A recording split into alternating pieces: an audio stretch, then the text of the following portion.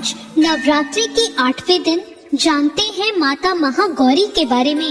नवरात्रि अंतिम पड़ाव पर पहुंच चुकी है और आज माँ दुर्गा के 8वें स्वरूप आदिशक्ति महागौरी की पूजा की जाएगी। देवी भागवत पुराण में बताया गया है कि माँ के 9 रूपों और 10 महाविद्या सभी आदिशक्ति के अंश और स्वरूप हैं, लेकिन महादेव के साथ उनकी अर्धांगिनी के रूप में महागौरी हमेशा विराजमान रहती हैं।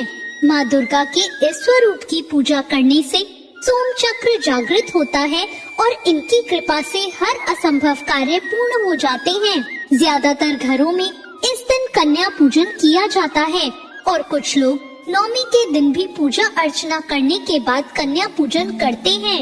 माँ महागौरी को अपनी तपस्या से गौर वर्ण प्राप्त हुआ था।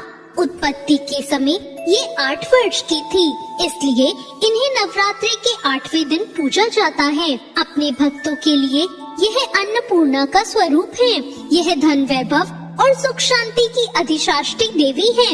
इस दिन दुर्गा सप्तशती के मध्यम चरित्र का पाठ करना विशेष फलदायी माना गया है। जो लोग नवरात्रि के 9 दिन के व्रत नहीं रख पाते, वो केवल पड़वा और अष्टमी के दिन व्रत रखते हैं और नवमी के दिन कन्या पूजन करते हैं। पहले और 8वें दिन व्रत करने से भी पूरे 9 दिनों के व्रत का फल मिलता है। देवी भागवत पुराण के अनुसार राजा हिमालय के घर देवी पार्वती का जन्म हुआ था। उनको 8 वर्ष की आयु में ही अपने पूर्व जन्म की घटनाओं का आभास होने लगा। तब से उन्होंने भगवान शिव को अपना पति मान लिया और उनको प्राप्त करने के लिए तपस्या शुरू कर दी। तपस्या के दौरान एक ऐसा समय आया जब माँ केवल कंद मूल और फल पत्तों का आहार करने लगी और फिर तो माँ ने सिर्फ वायु पीकर ही तप करना आरंभ कर दिया।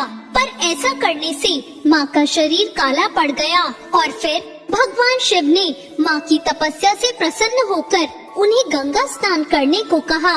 जैसे ही माँ पार्वती गंगा स्नान करके आई, तब उनका शरीर बहुत उज्जवल हो गया, तो वो महागौरी कहलाई। माँ महागौरी अपने हर भक्त की मुराद पूरी करती हैं और सभी समस्याओं से मुक्ति दिलाती हैं। माता महागौरी के सभी आभूषण और वस्त्र सफेद हैं, इसलिए इन्हें श्वेतांबर धरा भी कहा गया है।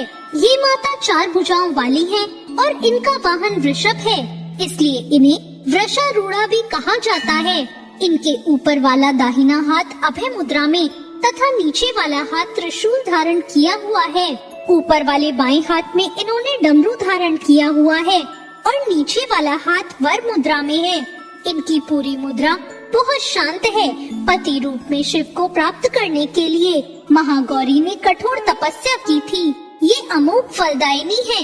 इनकी पूजा से भक्तों के सारे पाप नष्ट हो जाते हैं और अलौकिक सिद्धियों की प्राप्ति होती है।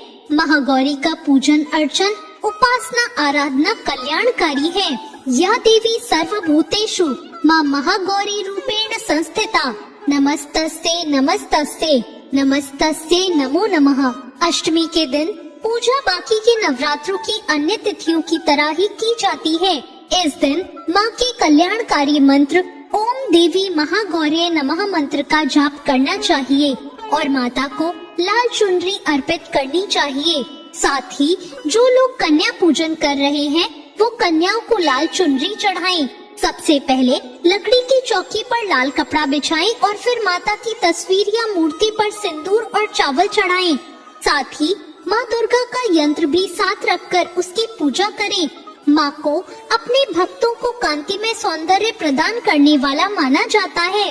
माँ को ध्यान करते हुए सफेद फूल हाथ में रखें और फिर उन्हें अर्पित कर दें और उनका विधिवत पूजा करके आरती करें। तो ये थी आज की कथा।